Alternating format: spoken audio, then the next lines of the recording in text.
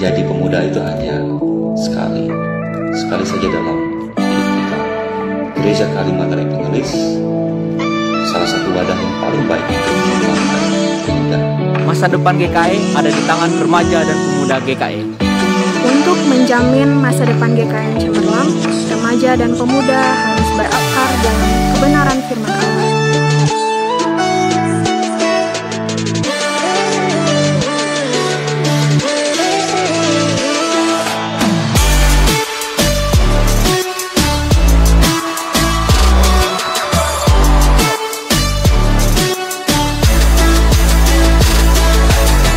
Selamat Hari Pemuda GKE tahun 2020 dan selamat memperingati Hari Kemerdekaan Republik Indonesia yang ke-75. Indonesia maju!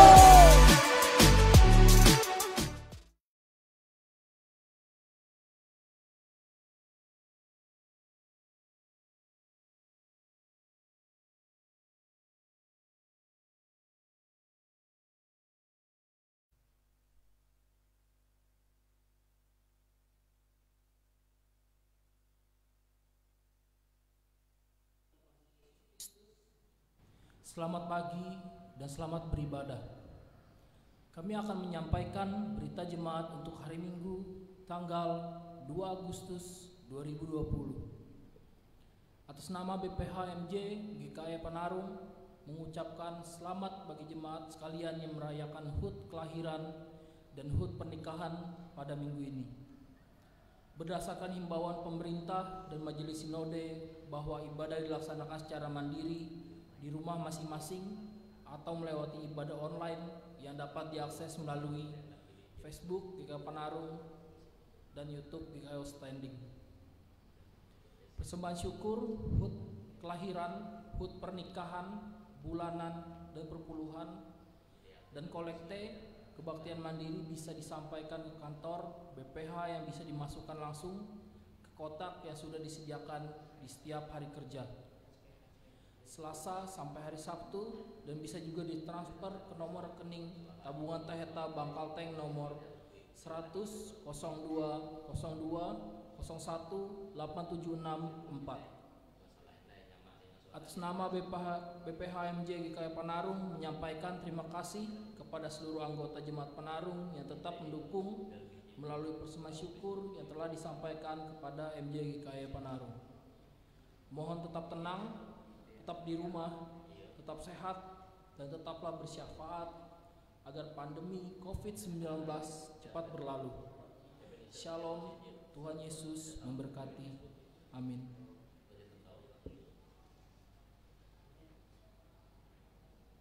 Marilah kita memuji dan mengucap syukur atas kasih dan penyertaan Tuhan Yesus Kristus yang telah memberikan kesempatan pada kita untuk beribadah pada saat ini.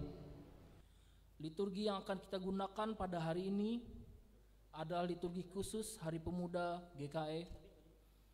Pendeta dan pemberitaan firman Tuhan pada ibadah hari Minggu tanggal 2 Agustus 2020 saat ini akan dilayani oleh Pendeta Isilaban STH MA.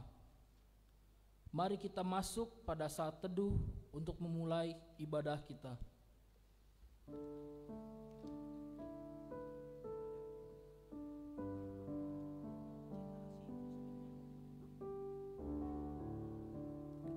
Panggilan beribadah. Bersukarialah hai pemuda dalam masa mudamu, biarlah hatimu bersuka pada masa mudamu, dan turutilah keinginan hatimu dan pandangan matamu. Tetapi ketahuilah bahwa karena segala hal ini Allah akan membawa engkau ke pengadilan. Pengkhotbah 11 ayat 9. Allah menghendaki umatnya bersukacita dan kaum muda menikmati masa mudanya.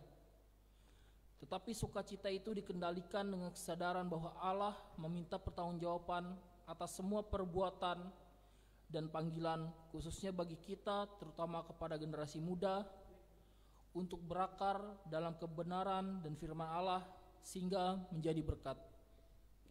Mari kita berdiri bersama di Hari Pemuda GKI ini bersatu hati untuk mengumandangkan dan mengagungkan nama Tuhan Yesus Kristus kita menyanyi himne KPRP GKE.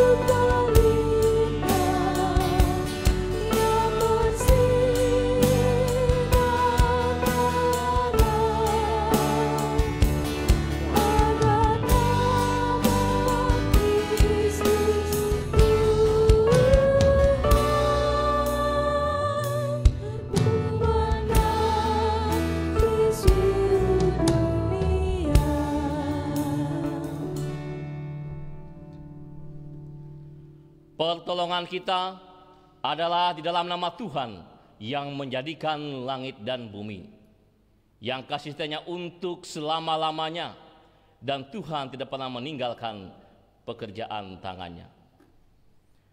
Turunlah atas saudara sekalian damai dan sejahtera dari Allah Bapa kita dan Tuhan Yesus Kristus menyertai kamu.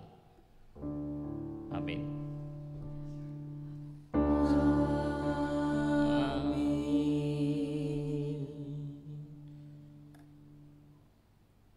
Silakan duduk kembali.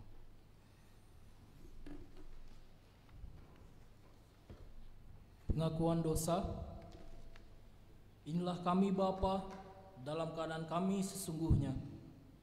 Kami yang berdosa ini datang memohon pengampunan dari Tuhan.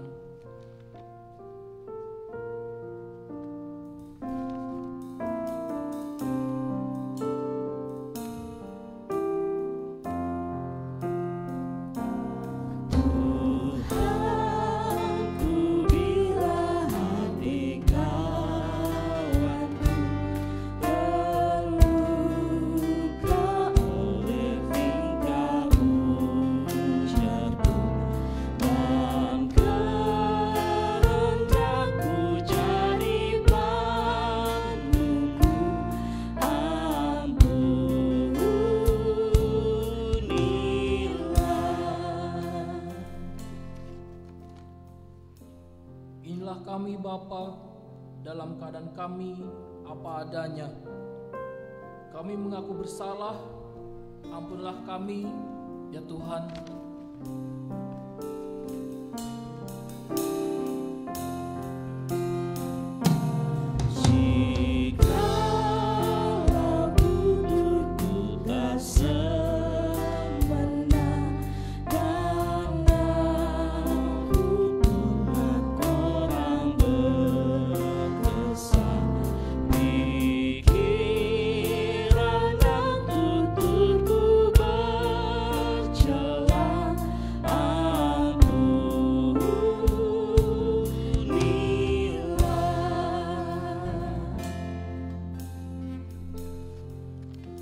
Kami berdosa, kami mengaku, kami membutuhkan kasih Tuhan.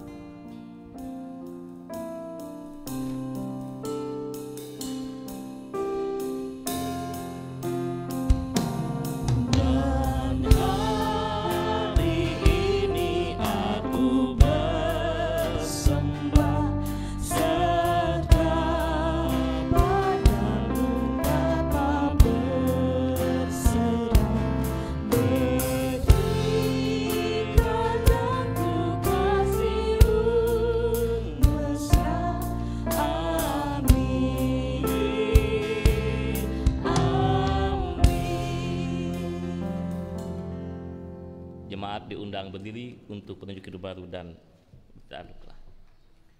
Selaku hamba Tuhan Yesus Kristus, kami memberitakan keampunan dosa kepada sekalian orang yang telah mengaku dosanya dengan tulus ikhlas.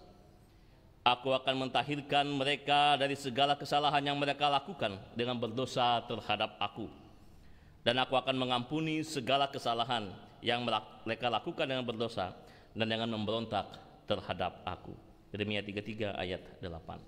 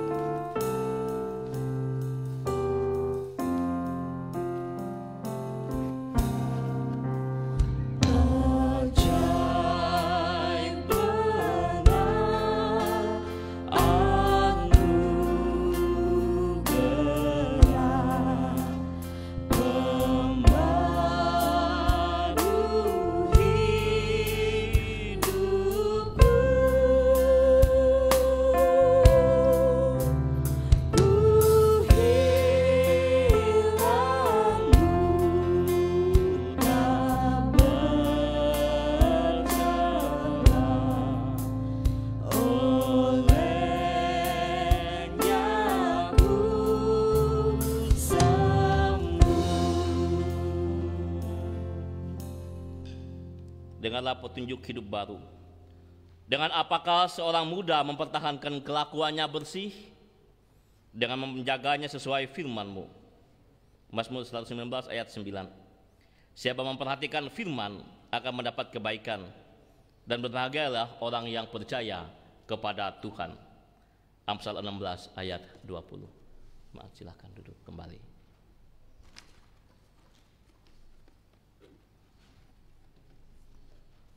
Marilah kita mendengarkan sebuah puji-pujian dari seksi pelayanan remaja dan pemuda Majelis Jemaat GKE Panarung.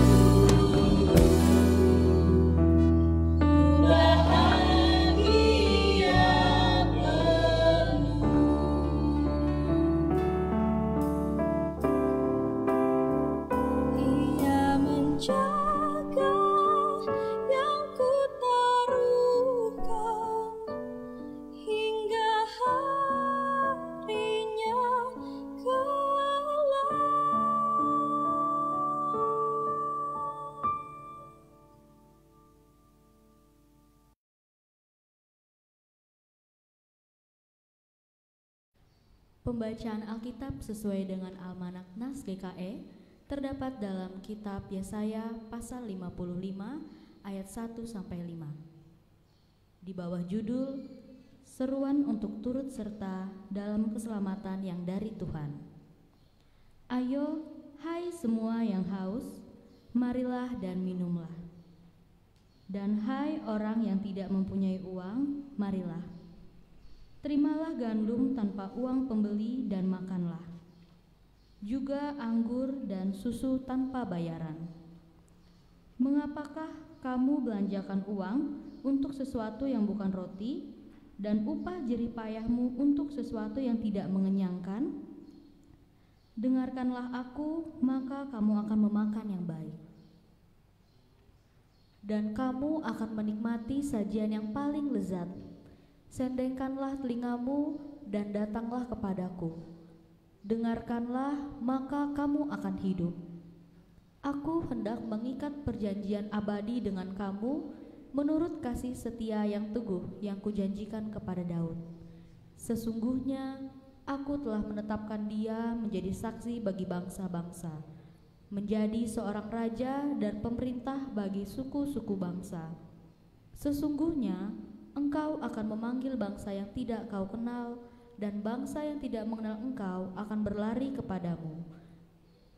Oleh karena Tuhan Allahmu dan karena Yang Maha Kudus, Allah Israel yang mengenyangkan engkau. Setiap orang yang mendengar perkataanku ini dan melakukannya, ia sama dengan orang yang bijaksana yang mendirikan rumahnya di atas batu. Matius 7 ayat 24.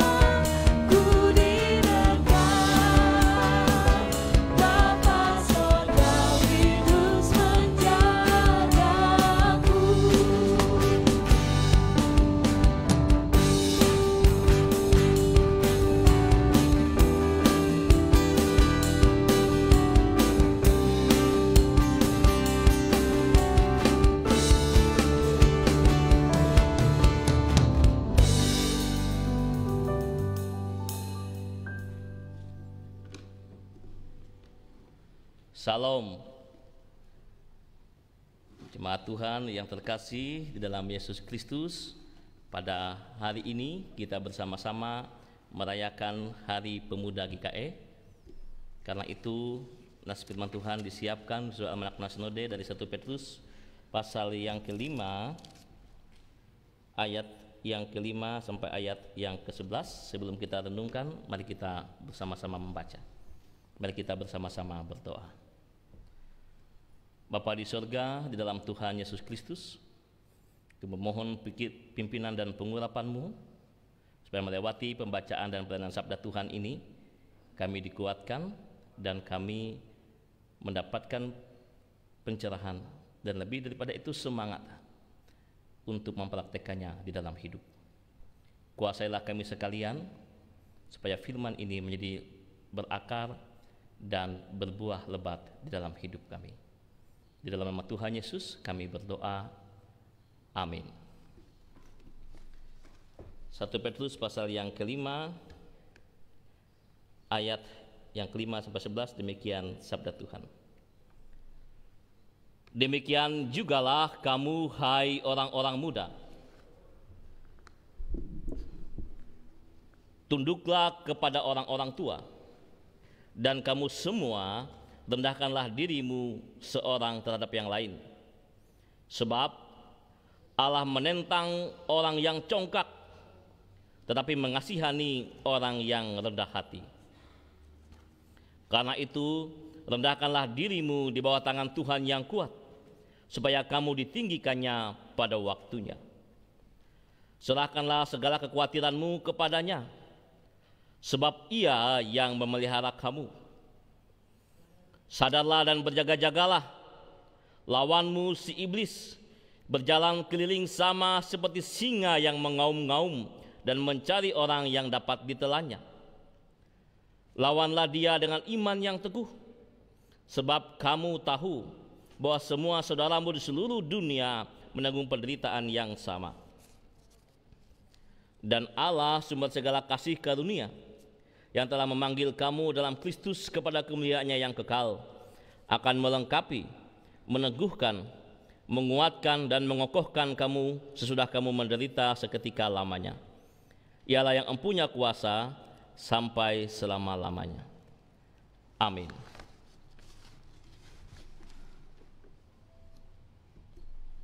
Menjelang hari 17 Agustus sebagai hari perayaan dan peringatan kemerdekaan Indonesia, ada peristiwa pada tahun 1945 yang menunjukkan bahwa tanpa kaum muda, kemerdekaan Indonesia mungkin hanya menjadi semacam hadiah dari Jepang. Kita mengetahui ketika itu ada namanya Badan Persiapan Usaha-Usaha Kemerdekaan Indonesia atau BPUKI. Ketika Jepang menyerah kepada sekutu setelah dibom kota Hiroshima dan Nagasaki, berita itu tersebar melewati radio. Di Jakarta, Insinyur Soekarno dan Muhammad Hatta dalam keadaan tegang.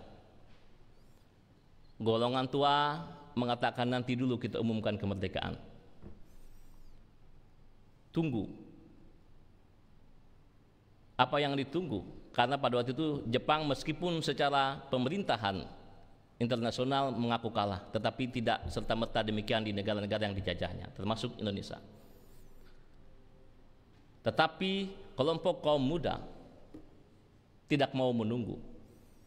Argumen mereka sebagaimana dicatat dalam sejarah mengatakan begini, kalau kita menunggu Jepang yang tidak tahu kapan, yang kedua tidak baik oleh karena seolah-olah kemerdekaan kita ini hadiah dari Jepang. Kita harus umumkan sendiri.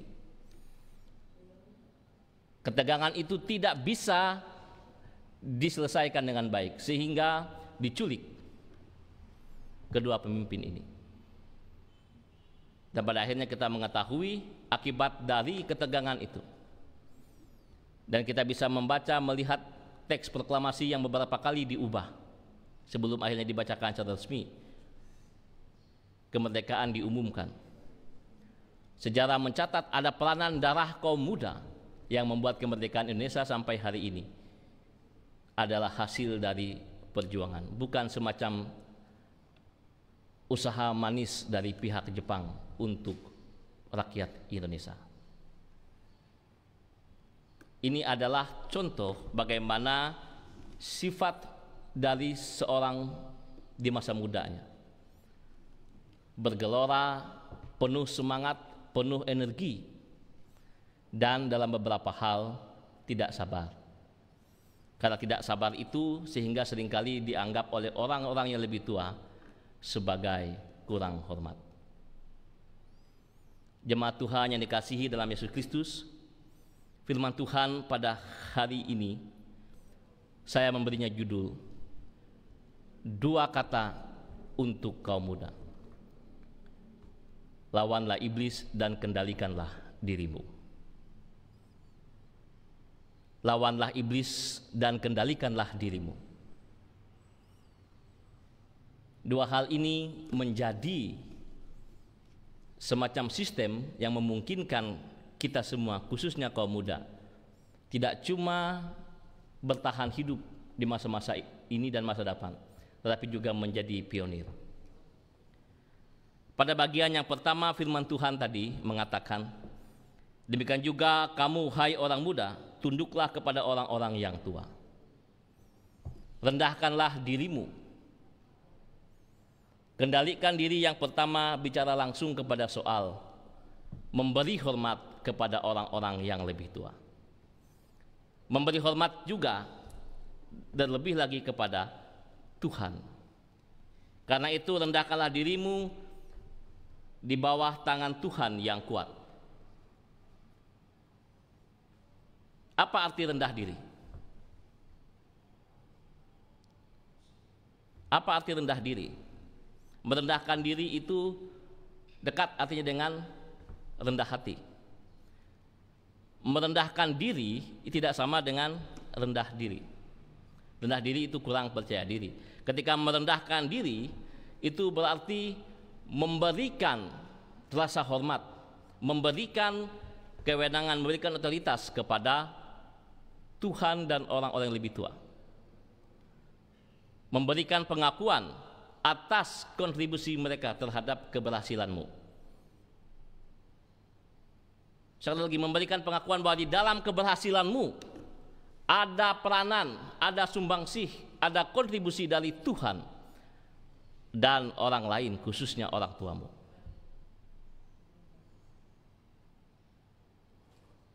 Mengapa? Karena umumnya tadi karena di satu sisi semangat yang bergelora, sementara orang tua umumnya lebih berhati-hati, kaum muda merasa gemas. Tetapi juga orang tua melihat karena seringkali terlalu bersemangat sehingga kurang berhitung.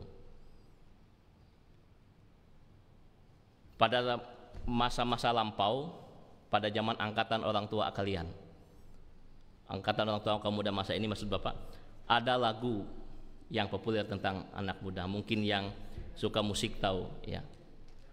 Darah muda, darahnya para remaja, seperti itu. Biasanya merasa gagah, tak pernah mau mengalah. Seperti itulah yang mereka tertawa. Itu lagunya Rhoma Irama.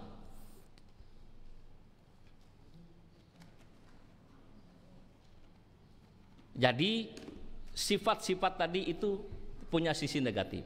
Karena itu supaya kamu berhasil, pertama-tama kamu harus belajar merendahkan dirimu kepada Tuhan, karena Dia otoritas dari segala-galanya. Yang kedua, rendahkanlah dirimu kepada orang tuamu.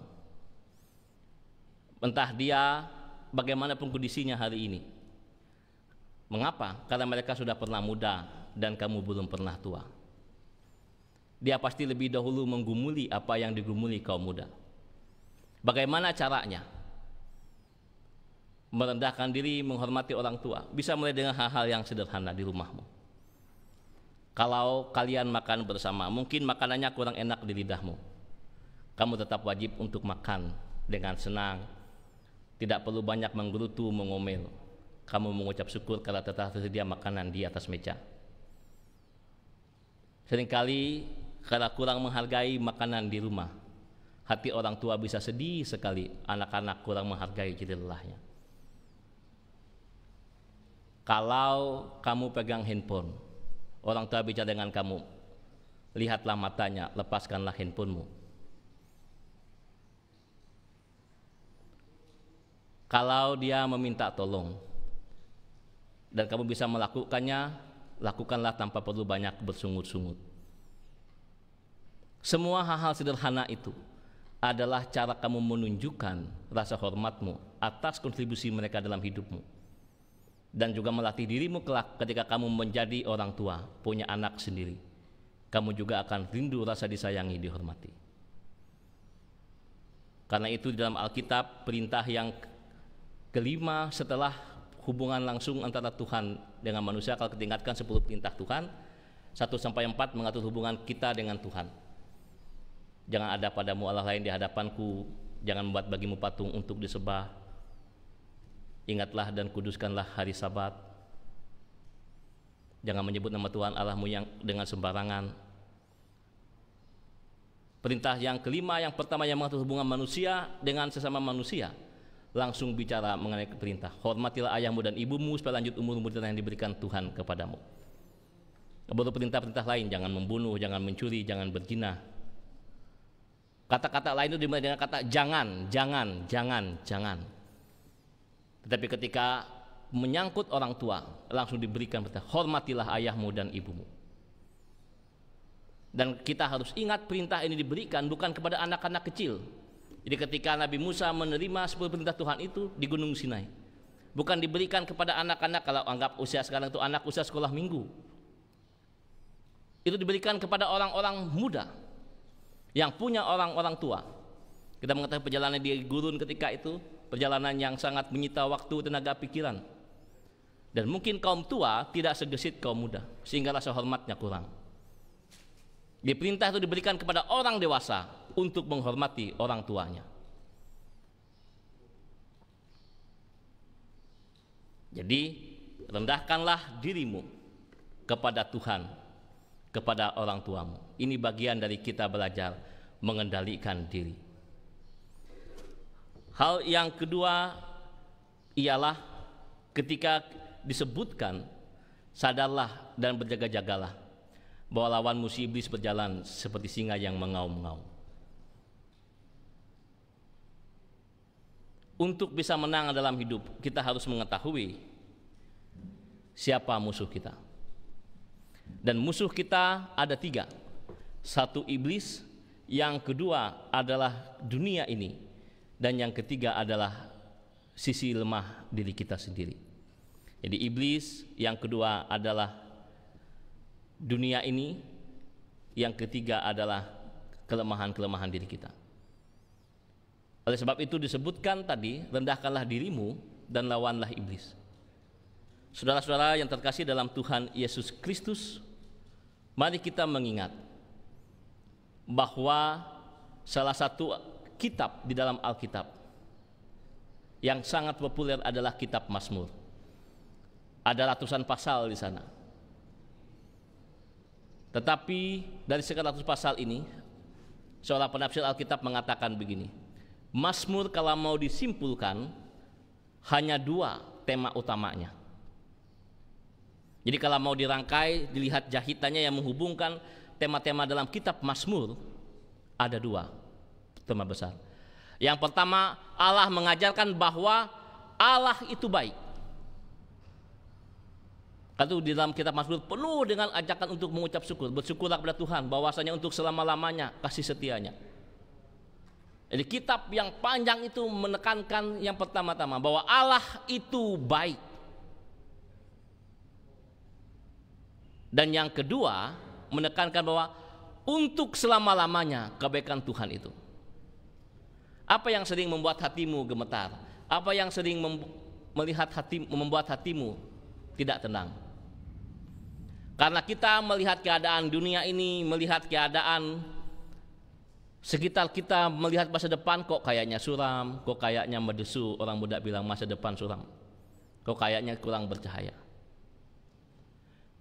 Lalu menjadi tidak bergairah, menjadi pesimis, menjadi ragu-ragu. Dan iblis senang bermain-main, mempergunakan serangan psikologis ini untuk membuat anak muda dan kita semua kehilangan. Karena Mazmur yang panjang itu, Allah itu baik. Dan yang kedua, bahwa kebaikan Allah itu untuk selama-lamanya. Orang-orang muda harus tahan ketika sedang menderita. Bagaimana cara mencek bahwa kalian tahan menderita? Ada satu metode yang gampang ya. Kalau dalam saat kita sedang diam, tidak melakukan aktivitas apapun, kalau kita sibuk main handphone sendiri, itu tanda Anda tidak tahan menderita. Jadi kalau kamu tidak sedang melakukan aktivitas sesuatu, dalam keadaan diam, kamu bingung sendiri. Ini apa ini? Lalu kemudian kamu ambil handphonemu, lalu kamu mengisi waktu dengan itu. Tanda bahwa kamu tidak kuat menahan kesendirian, tidak kuat sedang sepi, tidak kuat sedang kosong. Itu berbahaya untukmu. Ini tes psikologi sederhana untuk menunjukkan daya tahan seseorang. Nah, bagaimana hal itu bisa dilakukan?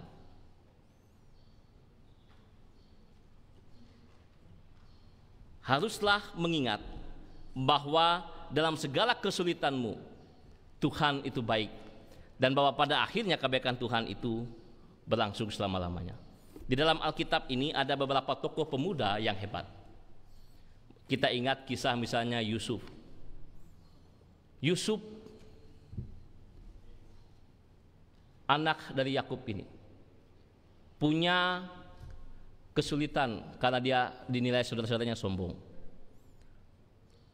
Tetapi Tuhan memakai Yusuf kelak menjadi orang yang menyelamatkan tidak hanya keluarga tapi juga bangsa Israel dari kelaparan juga orang Mesir. Namun Yusuf direndahkan Tuhan dahulu melewati peristiwa dijual ke Mesir.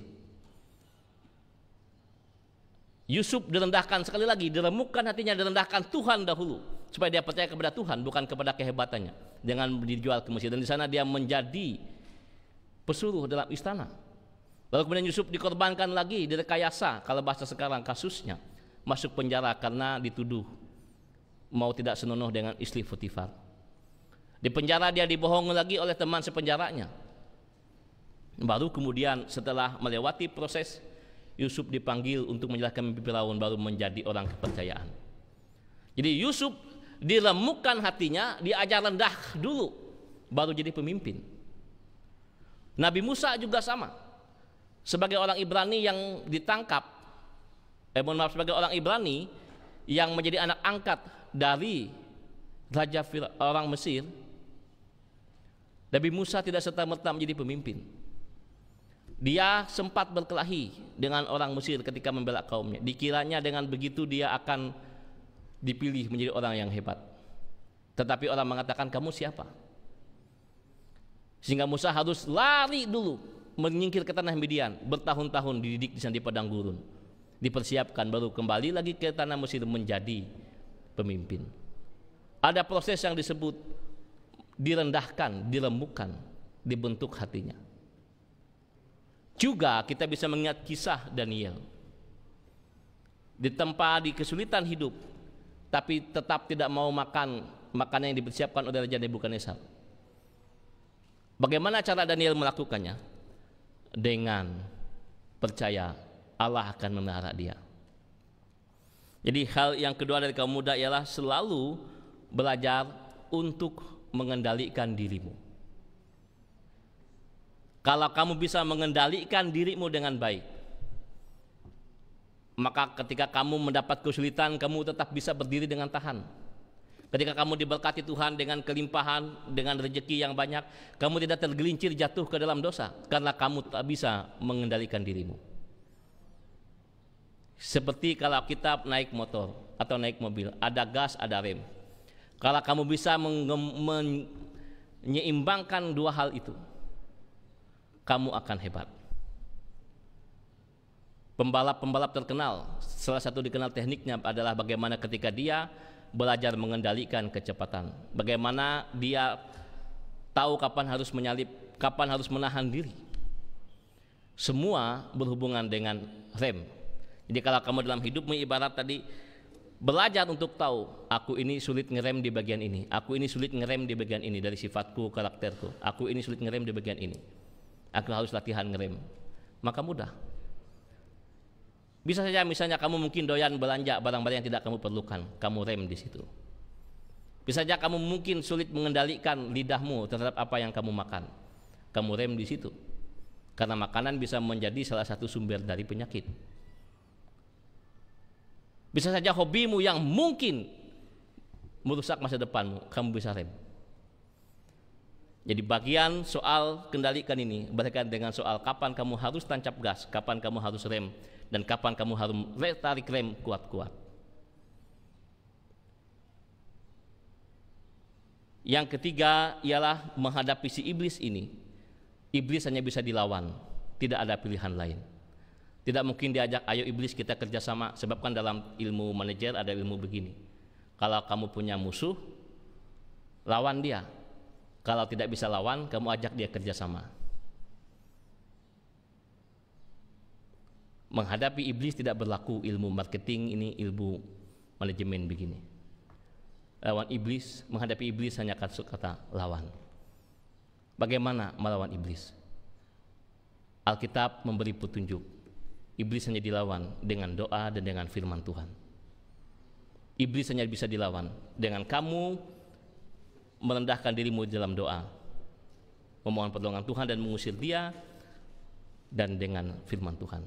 Tuhan Yesus ketika dicobai oleh iblis tidak mempergunakan kuasanya, tidak menggunakan kekuatan ilahinya, tidak menggunakan mujizatnya, tidak menggunakan supranatural untuk melawan iblis ketika dicobai di padang gurun. Dia melawannya dengan firman Tuhan. Kalau kaum muda digoda oleh iblis, ingat juga strategi ini. Iblis tidak silau dengan uang kita. Ya, iblis tidak mabuk dengan kekayaan kita karena dia kaya. Iblis tidak mabuk dengan kegagahan, kecantikan kita. Iblis tidak takut dengan keluarga kita, dengan koneksi kita. Iblis hanya takut dengan tanganmu yang terlipat, dengan mulutmu yang berseru memanggil, oh Tuhan tolong hambamu. Iblis hanya takut dengan doa dan firman Tuhan.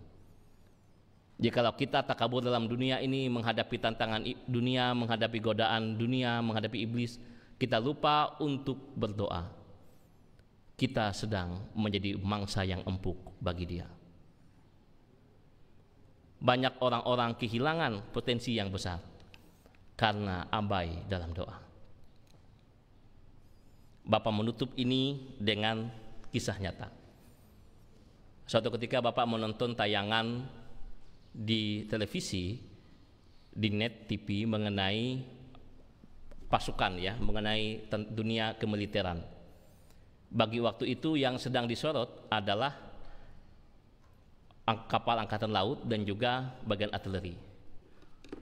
Di antara prajurit yang gagah-gagah ini, ada juga prajurit yang kelihatannya kurang gagah, yang badannya kurang tegap, posturnya kurang meyakinkan. Dan mereka adalah bagian apa? Mereka bagian logistik. Jadi kalau dalam perang di kapal laut, mereka bukan kelasinya, bukan juru mesin, bukan penembak meriam, bukan ahli rudal, apalagi kapten. Mereka hanya tukang masak di dapur. Tukang masak bagi prajurit yang lain. Mereka mengatakan begini, awalnya kami tidak bangga jadi prajurit ini, bagian masak, karena kami tidak membunuh musuh, kami tidak menembakkan peluru, sehingga kami merasa seperti prajurit kelas 2 di hadapan mereka yang lain. Demikian juga di bagian artileri ada bagian masak. Sampai kemudian seorang komandan mengatakan begini, dan itu Bapak tangkap dalam hidup juga penting. Komandannya mengatakan begini, memang kalian tidak akan memenangkan perang. Memang kalian tidak akan memenangkan perang. Maksudnya dengan kalian ini kalian tidak akan memenangkan perang. Tapi ingatlah, tanpa kalian kami tidak bisa memenangkan perang. Memang kalian tidak akan memenangkan perang hanya dengan memasak, ya. Tidak membunuh musuh, tidak menghancurkan kota musuh. Tapi tanpa kalian di bagian dapur ini yang memasak logistik ini, maka perang tidak akan pernah dimenangkan. Baru para prajurit ini naik harga dirinya dan merasa selevel dengan yang lain. Nah, Bapak mengatakan kalau orang berperang itu ada yang disebut garis depan, ya kan? Ini yang bagian tembak-tembak, bagian depan. Ada bagian intai, namun selalu ada disebut peperangan garis belakang. Orang-orang yang di garis depan tidak akan pernah bisa menang perang kalau yang di garis belakang ini dihancurkan. Apa bagian garis belakang ini? Termasuk bagian yang mungkin tidak hebat, kurang gengsinya. Apa itu? Bagian logistiknya. Namun kalau kita mencintai sejarah tahu salah satu perang terbesar, Perang Dunia II, itu bukan antara kapal perang dan kapal perang. Jerman menghancurkan konvoi armada dagang dari Inggris dan Amerika. Karena Inggris tambangnya kurang, jadi dia butuh suplai dari Amerika, dari Kanada, minyak bumi, batu bara, biji besi untuk perang. Jerman mengirimkan kapal-kapal selam menghancurkan armada dagang Inggris, dan Inggris hampir kelabakan. Hanya ketika kemudian kapal perang Inggris dan Amerika membantu konvoi-konvoi ini, baru bisa menang.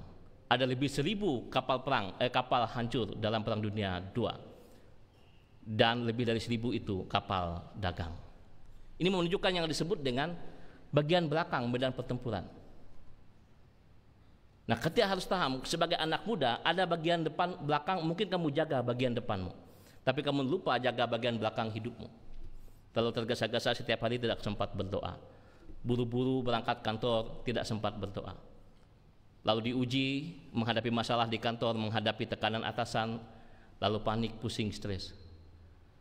Karena kamu merasa hari ini bekerja di kantor ini, kamu lupa menyiapkan garis belakang hidupmu. Dan iblis menggempurmu, bukan menggempurmu dengan menyerang di kantormu, tidak. Dia sengaja menyibukkan hari-harimu sehingga kamu tidak bersedia, tidak menyiapkan dengan baik. Garis belakangmu diserangnya. Karena itu, supaya bisa kaum muda bertahan dan tidak bertahan jadi hebat, siapkan garis belakang hidupmu juga sebaik kamu menyiapkan garis belakang. Hari ini dalam ibadah seperti ini, kalau jemaat di rumah melihat semua sudah terterapi, namun lupa bahwa yang tidak kelihatan di sini adalah persiapannya. Sebelum berangkat kabel-kabel dirapikan, kamera diatur. Ini adalah orang-orang garis belakang yang mungkin tidak tampak di layar ini, kegiatan itu. Namun tanpa garis belakang yang hebat ini tidak bisa acara begini berlangsung.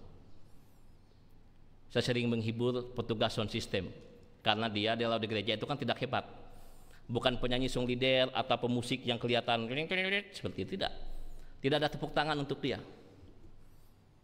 Namun orang sound system selalu datang paling duluan dan pulang paling belakangan, tidak ada tepuk tangan untuk dia. Dan mungkin banyak orang tidak kenal siapa dia, kameramen juga begitu misalnya. Namun orang-orang inilah garis belakang yang menentukan garis depan ini. Jadi kalau kita dengan begitu kita tahu, tidak lagi kita sombong dengan orang. Mungkin dia bukan talentanya main musik, mungkin bukan talentanya ini dan yang bagian depan, tapi dia bertalenta di bagian belakang. Dan orang-orang ini berkontribusi sama dalam hidupmu.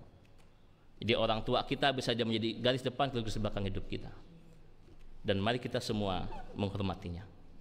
Teman-temanmu, sahabat-sahabatmu, mungkin bukan yang menonjol dalam persaudaraan, namun mereka adalah orang-orang di garis belakang. Dan dalam hidupmu mungkin ada garis depan hidupmu yang kamu jaga baik-baik, kamu polis baik-baik. Namun jangan lengah untuk menjaga juga garis belakang hidupmu. Karena bisa saja iblis menyerangmu bukan di bagian depanmu, namun di garis belakang hidupmu. Tuhan menolong kita sekalian. Amin. Kita mendengarkan persembahan pujian dari KPPR, dari Seksi Pelayanan Perempuan GKE Penarung. Dan atas nama majelis kami ucapkan selamat karena kemarin mereka juara 1 dalam lomba vokal grup KPPR Resort Pangkal tahun ini. Disilahkan.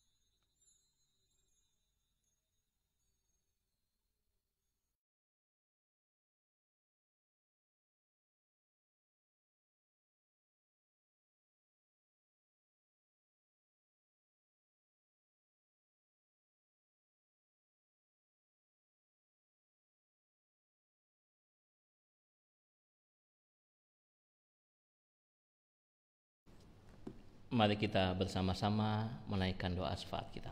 Kita berdoa. Terima kasih ya Tuhan untuk firman-Mu. Beri pada kami sekalian, khusus juga kaum muda, rasa hormat kepada otoritas Tuhan dan rasa hormat kepada orang tua. Beri mereka hati yang percaya bahwa keberhasilan mereka ada kontribusi pada peranan yang besar dari Tuhan dan dari orang tua, dari keluarga, dari sesama. Secara khusus kami juga mendoakan kaum muda supaya mereka pandai-pandai mengendalikan diri, menggunakan segala kelebihannya dengan sebaiknya dan berhati-hati dengan kelemahannya, sehingga dalam mengambil keputusan mereka dapat melakukannya dengan baik. Dan kami berdoa agar mereka juga menata hidupnya garis depan garis belakang sebaik-baik mungkin. Secara khusus kami berdoa supaya masa depan kaum muda ini semakin indah, semakin cemerlang.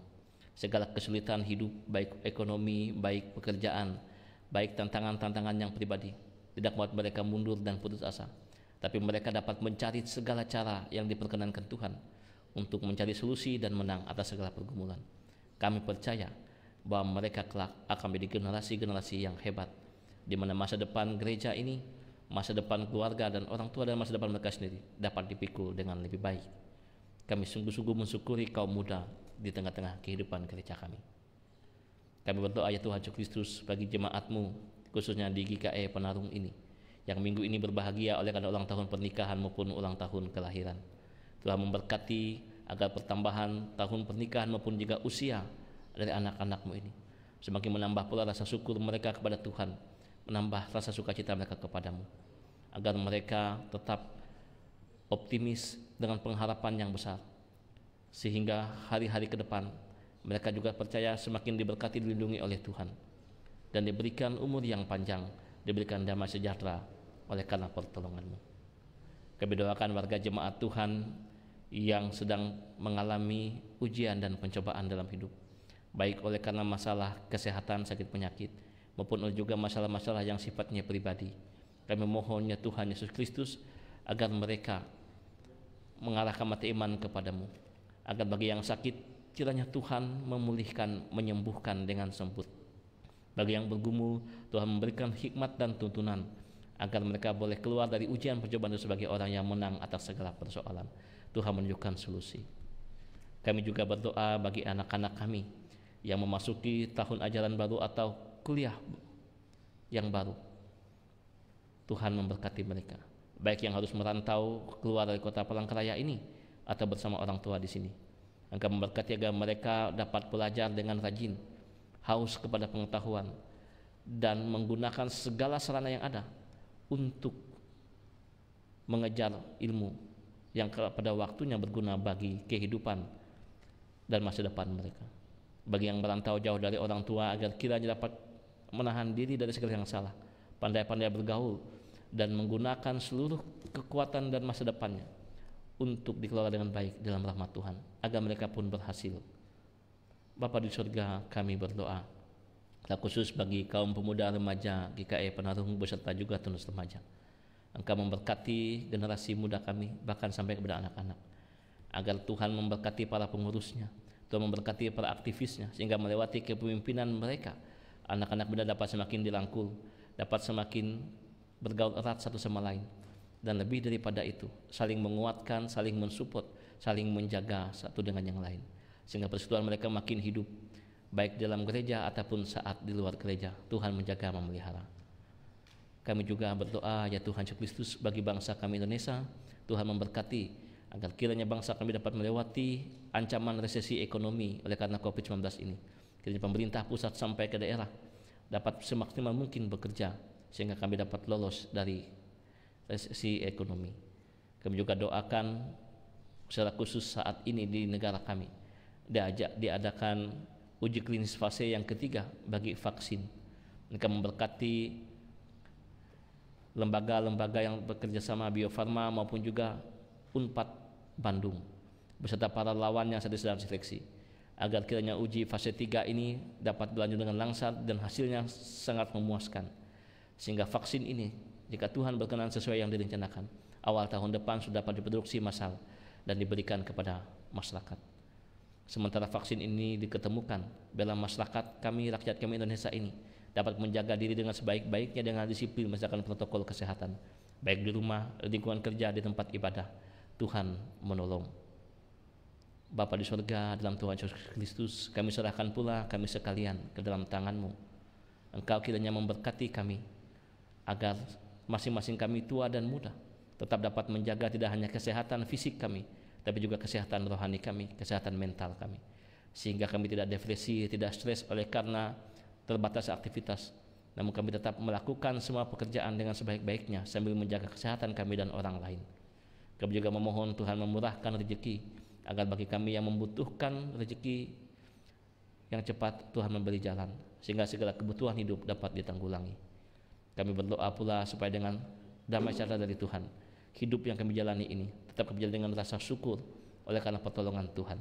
Dan jika kami harus menderita oleh karena melakukan hal-hal yang baik, jika kami saat ini sedang harus berkorban banyak, berjuang banyak, beri kepada kami kepercayaan dan hikmat, sehingga kami dapat menanggung dengan sukacita semua itu dan bersabar dan percaya bahwa bersama dengan pertolongan Tuhan kami akan mendapatkan kemenangan dan melihat pimpinan-Mu. Terima kasih ya Allah, kami datang bukan memerintahkan Tuhan, tapi kehendak Dikaulah yang jadi. Di dalam nama Tuhan Yesus yang mengajar kami berdoa, kami menaikkan doa ini. Bapa kami yang ada di surga, dikuduskanlah nama-Mu, datanglah kerajaan-Mu, jadilah kehendak-Mu di bumi seperti di surga. Berikanlah kami pada hari ini makanan kami yang secukupnya, dan ampunilah kami kesalahan kami, seperti kami juga mengampuni yang bersalah kepada kami. Dan jangan bawa kami ke dalam pencobaan, dan lepaskanlah kami daripada yang jahat. Karena Engkau punya kerajaan, kuasa dan kemuliaan sampai selama-lamanya. Amin.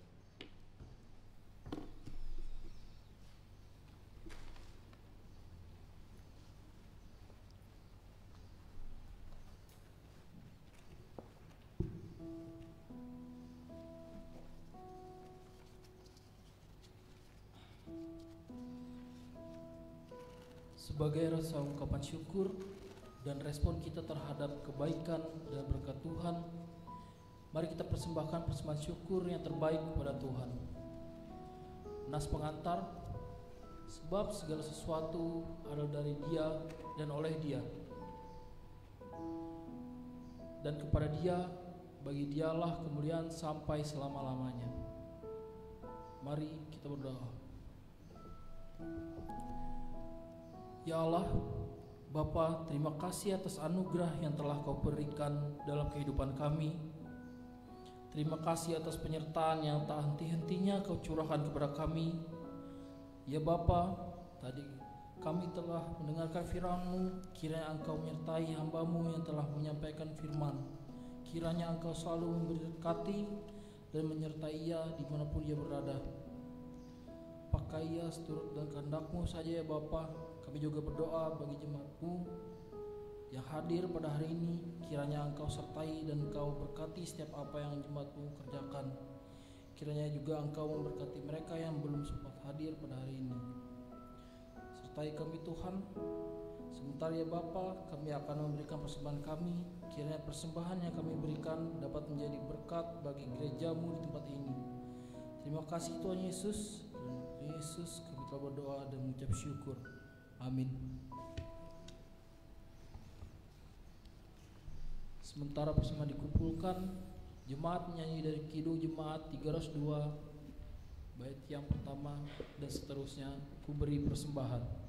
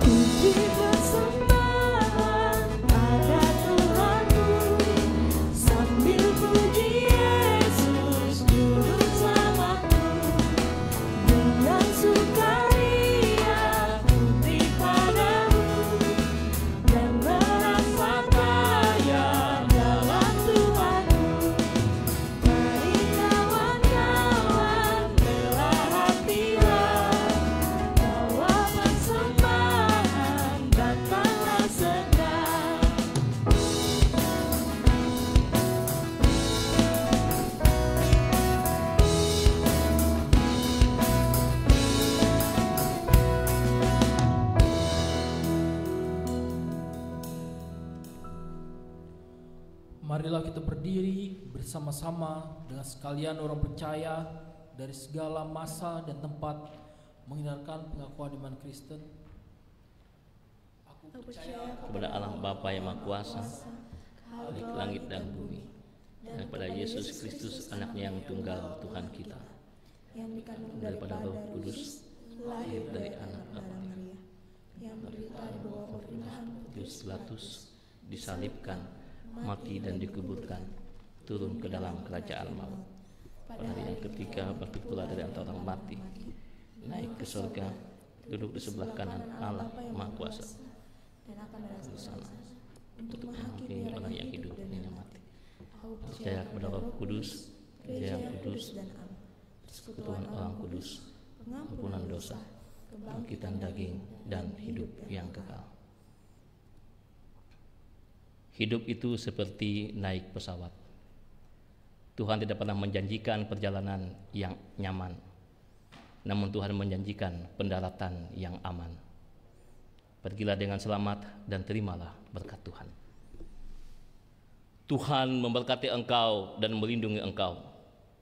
Tuhan menyertai engkau dengan wajahnya, memberi engkau kasih karunia.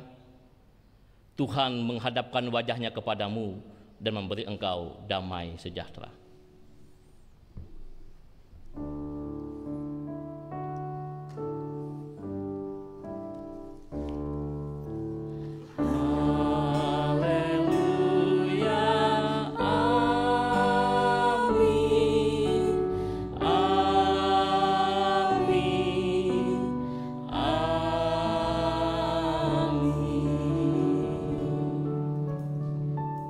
bersaat teduh.